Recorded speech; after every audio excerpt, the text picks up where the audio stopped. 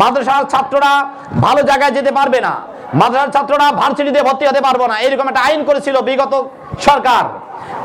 এটা জানো তো তোমরা?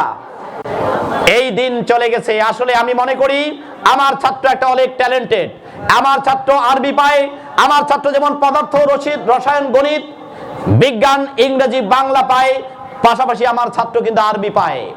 একটা কলেজের ছাত্রকে যদি আমি প্রশ্ন করি, তুমি সূরা ফাতিহার অনুবাদটা পড়ো তো, বিশেষ করে যারা ইসলামী আন্দোলনের সাথে জড়িত তারা ব্যতীত, তোমরা আমাকে উত্তর দাও, সবাই কি পাবে? কিন্তু আমার মাদ্রাসার ছাত্র পাবে কিনা?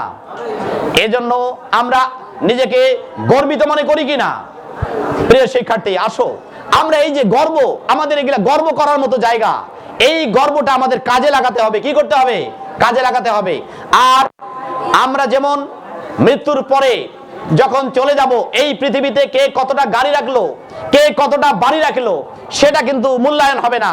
আল্লাহ রাসূলের হাদিস, পৃথিবীতে আমরা কতটা ভালো মানুষ আমাদের সন্তানকে করে যেতে পারলাম, এটাকে রাখবে। আমরা কিন্তু সেই ভালো মানুষ তৈরি করে যেতে পারতেছি। তোমরা যখন দোয়া করো আমাদের জন্য, হে আল্লাহ রব্বানা উস্তাদনা, এই যে আমাদের উস্তাদদেরকে, এই দোয়াটা আমাদের জন্য তোমরা করবে, আর আমরাও তোমাদের জন্য দোয়া করব। আর একটা কথা বলি, জিয়া স্যার বলেছেন যে আসলে দোয়া নেওয়ার জন্য এই যে হুজুরকে দাওয়াত খাওয়াতে হবে, দোয়া নেওয়ার জন্য খালার বাড়িতে যেতে হবে।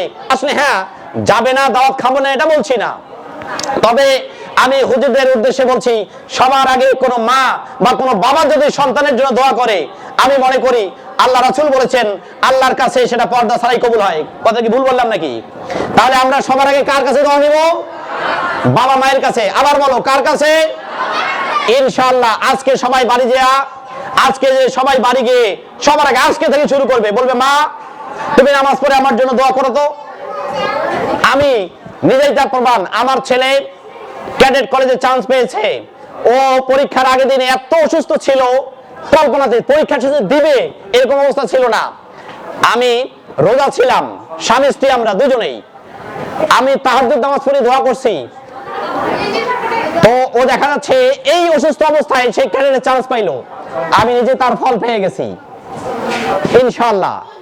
আমি এই জন্য এই কথাটা প্রায় তারপর থেকে যত জায়গায় বক্তব্য দিচ্ছি এই কথাটা বলতেছি। আমি জানি না ফাইনালি হবে কিনা, কিন্তু সে যে এত অসুস্থ অবস্থায় পরীক্ষা দিতে পেরেছে, চান্স পেয়েছে, এই আমার দোয়াটা হয়তো আল্লাহ কবুল করেছে।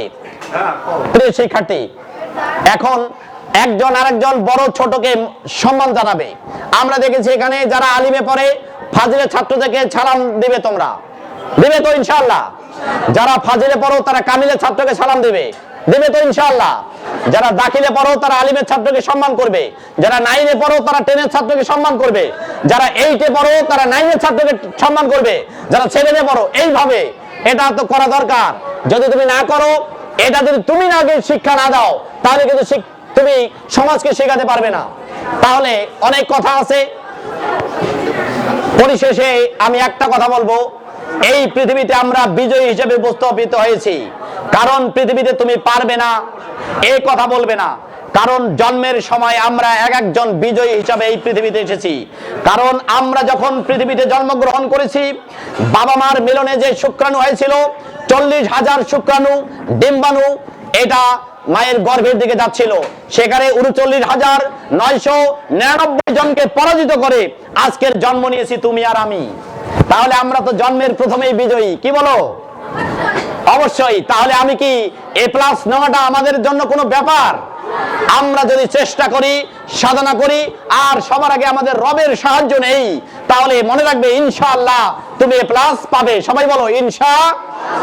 আর একবার বলো ইনশাআল্লাহ। আজকে এখানে বক্তব্য দিতে গেলে হিন্দু ধর্মের বিষয়ে কথা বলতে হয় না, কারণ মাদ্রাসায় কিন্তু সমস্ত ছাত্র মাদ্রাসায় পড়ে, কারণ এখানে সমস্ত মুসলমানের ছাত্র। হিন্দু ধর্মের যে ধর্মেরই তুমি হও না কেন, তোমার রব যদি, তোমার ঈশ্বর যদি তোমার পক্ষে না থাকে, তাহলে তুমি যত কাজেই করো না কেন তুমি পাবে না।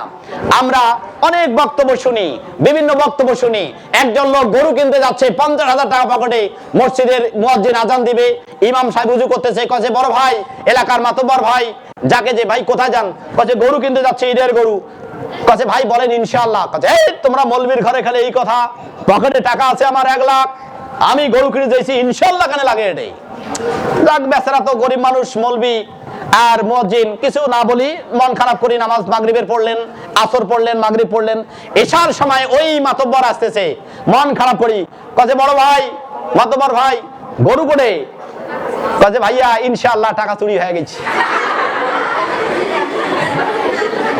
আচ্ছা বলেন তো ইনশাআল্লাহটা কখন বলা লাগতো?